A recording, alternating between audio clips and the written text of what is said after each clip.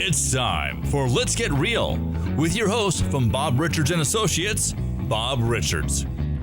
Bob, how you doing today? Good afternoon, Michael. Doing well. Thank you for asking. My pleasure. Good to see you again. Thank you. You know what I find interesting about this is that here we are like a week or so later. We're still wearing the same exact clothes. We are. I don't know what that is. I've been sleeping in the studio just waiting for you to show up. And here you are. Well, I finally got out of the van down by the river, so it's nice to be among the living again, yes. Oh, that is great. Well, I'm really glad to see you again. Thank you. So I know we've got a really interesting and profound topic to talk about today, one that will make people's lives easier and help them save a lot of money. And that has to do with energy efficient homes. Yes, sir. So before we get going here, tell me what exactly is the definition of an energy efficient home? Well, first of all, let me just preface and say I'm not a contractor. I'm a realtor, but I'm going to give you my professional opinion and advice and counsel relating to this particular subject. So what is an energy efficient home? An energy efficient home means that there's been certain standards that have been set by the contractor before the home was initially poured with footings in what the quality will be by the time the home is finished and completed. There's a number of different things that are part of that finished product that need to be done and completed, not just half-baked or on one side of the house and not the other, but the whole encompassing part of the house from roof to foundation has certain extras that are done that can provide an energy efficient and longer lasting home, if you will, as well as save you money in costs from utility bills and future repairs. Oh, so how does builders' home warranties affect a home by being energy efficient or not? Yeah, great question, Michael. Let's get real on this. When you get down to the nuts and bolts of things, folks, if you're buying a new home, a builder's warranty is not the same for every builder. There's not a boilerplate warranty that is presented to you that says exactly the same language from the ABC contractor or the XYZ contractor. They are all different. You need to read through that warranty, meaning how long does it last? What does it cover? What does it not cover? And when it gets close to the end of the warranty, can that warranty be extended? Or are you just with the 1 year standard warranty and day 366, if something goes wrong, well, you're out of luck because your warranty's expired. So that's a big part of our discussion today, Michael, is energy efficiency, but also what builders, if you will, offer such a product, and I won't name names, and those that don't offer such a product, and I won't name names. But I'm just, again, here to inform and to counsel that, again, builders' warranties are not the same. We'll start with that. Yeah. So why? Why are they not all the same? You know, good question. And the answer is, okay, liability and laziness, the L&L. Liability is saying, well, I kind of think I did an okay job on the house. I followed what the city asked me to do. It meets code. It passes the engineer. I've got enough smoke detectors so the fire chief's happy, and I'm done. And that's it. End of story. And that builder is doing more of a revolving door. Get the clients in, get them out, and just pocket the money. Now, the liability part of this and laziness too, where you have builders that say, you know what, I will offer a 1 year home warranty that is so detailed that anything that goes wrong, if there's a light switch that burns out, if the plate cracks, the 59-cent cover plate for an electrical outlet or light, I'll cover it. I'll take care of it. I'm all about making sure that you are satisfied as a new home buyer. Why? Because I would like to get future business from you through your referrals. The revolving door builder will not get referrals. They'll cash in money, but their reputation is not as strong, and the referral business that they could have had if they'd just gone a little bit extra with their warranty is all for naught. They don't get them, and that's sad because that can change the course of a contractor's livelihood it could put them out of business. Yeah. So how can I, as a homeowner, tell the difference between the two? Between the guy that's just skating by, doing it code and revolving door, and the guy who's really serious? What are some things that I can look for as a buyer in these home warranty things? Great question. If you look at something that you're reading and it reviews everything as to what is and isn't being covered, that's a great benefit. If the contract simply says seller to provide a 1-year home warranty to a buyer, that means who knows? It doesn't have any teeth to it. It doesn't expand That's on a bit vague. the appliances, the drywall, the pop outs of the nails, the garage door that doesn't close properly or has a little bit of light in it, whatever that might be. A 1-year warranty on a contract, purchase contract, means basically nothing. It could even be just a home warranty company that only covers heating, air, appliances, water heater, plumbing, and that's it. Nothing with the structure. So if your stucco starts to crack and you say, well, what do I do? Well, guess what? You're forking out money for new stucco because your contractor on the new home didn't offer it as part of their warranty. Wow. Well, I can personally testify of the importance of having a homeowner's warranty. It saved us a lot of heartache and money in the new place that we just got. My wife noticed that, that room that there's a door and all the heating and air conditioning is over there. Yeah. And she goes, this thing's making a really weird noise. And put your hand here on the door. And sure enough, we put our hand on the door. It was hot. And then we moved, she goes, and feel down here on the wall. I go down the wall. It was hot all the way down the wall. No kidding. Well, I thought that was probably a sign that something was not quite right. Yeah. So we called the guy, and they sent out their home warranty person. And as it turned out, there was a faulty wire or something running from the heating and air conditioning unit through some switch in the wall. And the guy had to come in with a delightful, I guess, 12-pound sledgehammer, bash holes in the wall. No kidding. And finally they found it, and then they fixed the thing on the heating and air conditioning thing, which we also found was leaking water. And they fixed that, and then they came and plastered up the whole wall and put it all back together. Well, because I had a home warranty, I didn't have to pay for any of that. Mm-hmm. It wasn't a great time having some guy in my house for 2 days Sure. with a sledgehammer. Absolutely right. But at least it didn't cost me a lot of money. And the house was still safe because it was protected. We didn't have a fire. We didn't have a flood. Everything was protected. I'm a big believer in the home warranty things. I think it's got a lot of different benefits. And we have to kind of compare that just a little bit, Michael, with the 1-year home warranty and a builder's warranty. Oh, yes. Because the 1-year home warranty typically is such that they will fix the problem, but the drywall that the sledgehammer just went through, guess what? You get to fix it.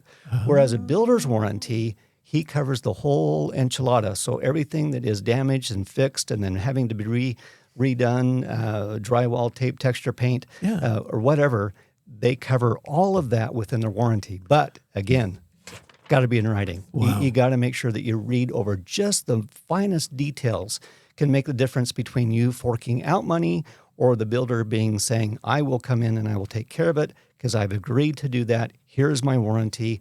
I stand by it, and I stand by my word. Well, now that you mention it, I guess I had a builder's home warranty. Sounds like you did. Yeah. Thank goodness. I guess we lucked out, even though I didn't read all of the paperwork. So I think that's great. So let me ask you, is there much difference between an energy efficient home and one that is not? I mean, what's the big deal? Yeah, absolutely. I brought a little handout here, and if anybody wants to get a copy of that, just text me or call me at 435-703-UTAH.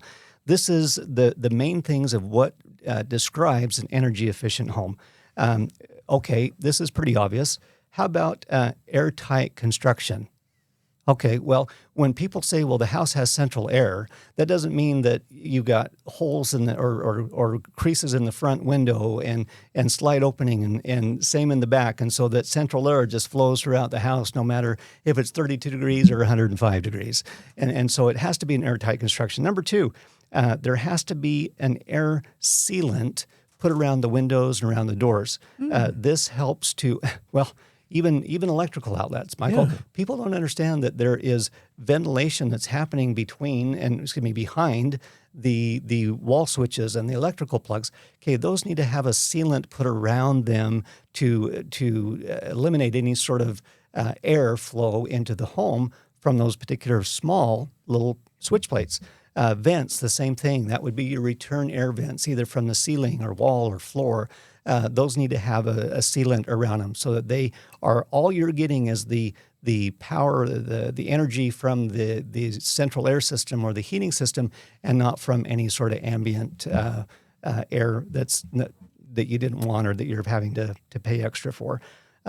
There is this high energy, it's called a high performance Energy Star home. Those are really the best, Michael. This is a national company that stands behind its work, and as a builder, you have to pay in to be a member of Energy Star, and you have to actually do what is required for that Energy Star builder rating. And so some builders will have on the side of the house Energy Star rated or approved Energy Star, or something along that lines. That's a great way to know just from the outset whether or not it is Energy Star or it is not. A couple things to make mention of: the furnace, the air conditioner, the water heater are three top things that have to be a certain quality, maybe even a certain brand or a certain size in order for that to be qualified under the Energy Star. You have to have Energy Star windows. So a single pane window, boy, that's just going to bring in energy whatever the temperatures are. Double pane window, not so bad. A low E window is far better. That reflects and doesn't intensify heat or cooling into the home. It barriers that off or reflects that off. That's important. A big thing right now, LED lighting. That's a cost saver, obviously, Really? and that's something that people are doing now, or Energy Star lighting, but most of it is really just along the LEDs. Another thing, group, is your appliances. So your Energy Star appliances are important. That your oven, range, microwave, dishwasher, refrigerator have that Energy Star rating, because that is the most efficient and longer lasting appliance typically, unless you just abuse them. But those are the longer lasting appliances that stay with the home rather than something you're going to have to replace in a couple of years, Lastly, insulation. Not installation, insulation. You want to have a thick bat of energy efficient insulation there. That could be fiberglass, it could be shredded paper, it could be a number of different ways of having that done. But there's a certain thickness, or what we call an R rating, and that R rating needs to be high enough to be considered as an energy efficient home. Again, to ward off the outside energy of heat and cold. So it's a balanced temperature inside the house.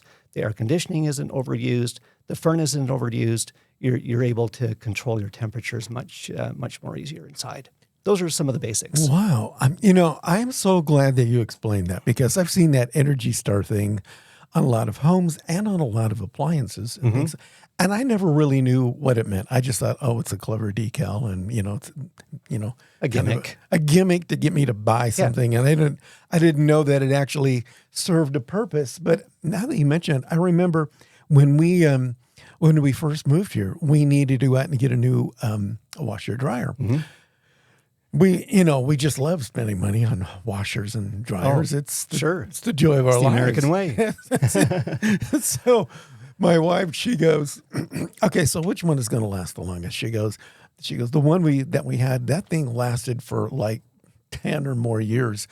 And the guy goes, well, those days are kind of gone. He says, if you buy this cheap one here, it's less, it's less money, and it'll probably be good for 3-4 years. But he says, if you're going for a longevity, you want this one over here. And we go, well, what's that? And he goes, well, this is the Energy Star rated thing. And I'm thinking, yeah, whatever. What does that mean? And you explained it better than he did. So basically, It's going to last longer because it's more energy efficient, and it's just built, I guess it's just built to last and built to be more energy efficient, which means it's not going to wear out. Right. And it's going to save me money because I'm not going to be using as much electricity or gas or whatever that thing is. And repairs will be next to none. Yeah. And most of the time when you have a repair person come over, they're going to say, you know what? It's going to be more cost efficient if you go buy a new one than having me repair the existing one. So let's say I have an existing home Uh-huh. and I'm looking to sell it. In fact, I'm going, Bob, I'm looking to sell my home and I want to hold an open house. And is there a way that I can make my home energy efficient so it will have a higher value and a better, more of a benefit to prospective buyer? Yeah, Can you retrofit a home and make it energy a efficient? little bit. I mean, you can't really do much with the insulation unless you're tearing all the drywall down We're not going to do that. and redoing it. So no bueno there.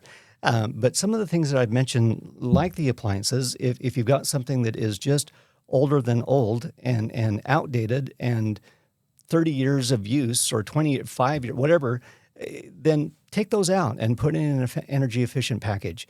Your number one and number two areas of the best value for your home is your kitchen and your master bathroom. Those are 1 and 2 all day long. If you're going to want something that brings in value dollar for dollar, those are two of the areas. So let's go to the master bathroom. Master bathroom could be something where you change out removing a tub that wastes water that you never use. It takes up space and going with just a shower only. Different heads of showers that can be more energy efficient with lack of or less water. Landscaping, even outside water, decreases, and so that saves again on energy bills. There's let's see here, the LED lighting that we talked about. That's an easy fix. That's a one-trip Home Depot, unscrew, screw in, and you're good to go. So that's a important one as well.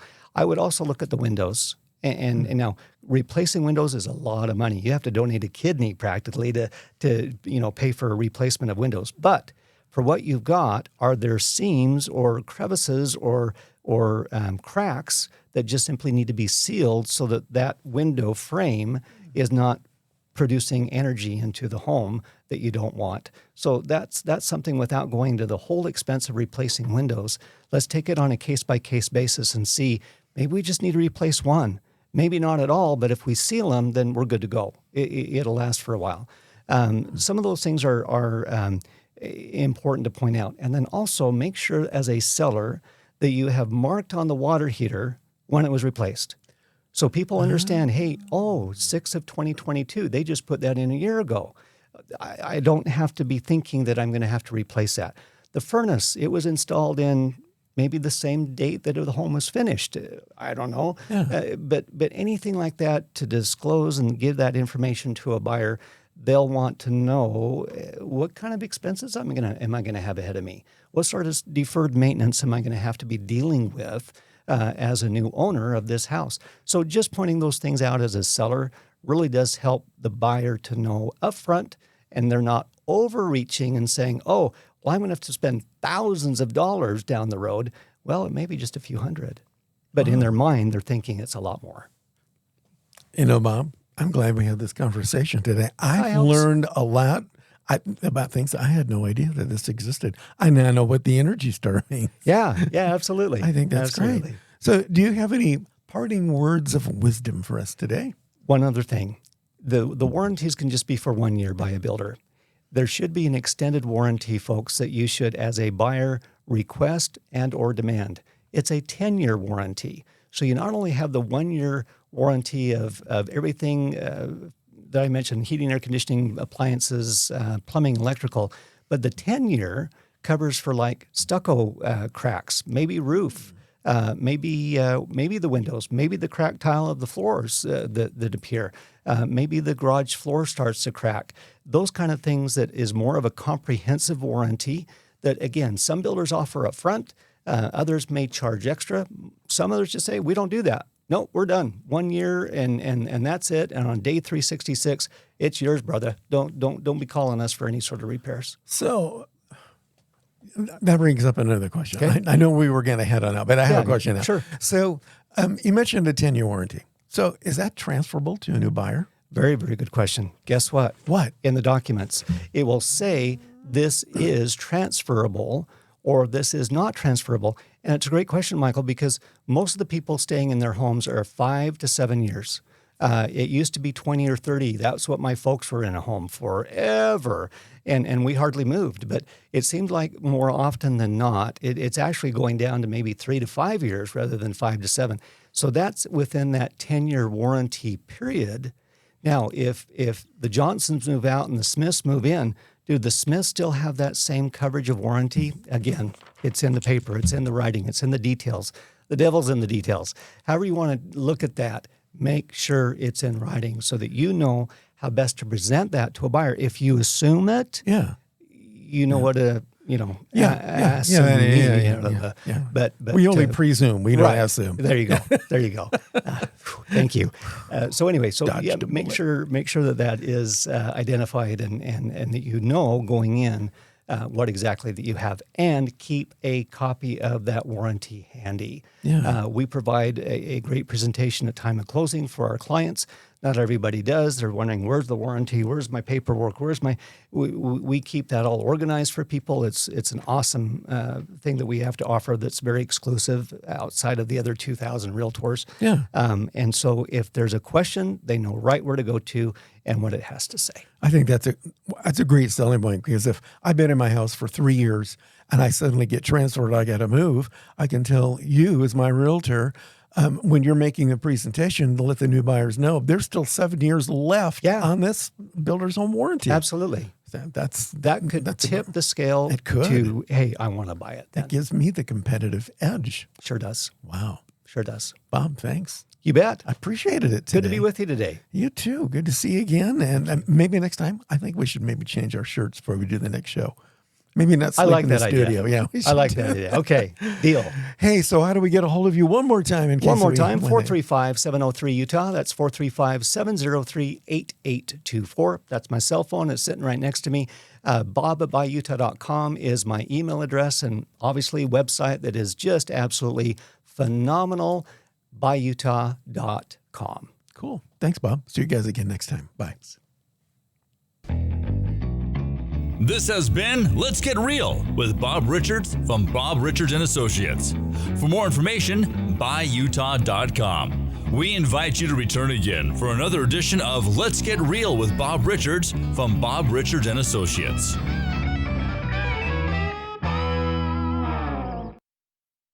This has been a production of One to One Network.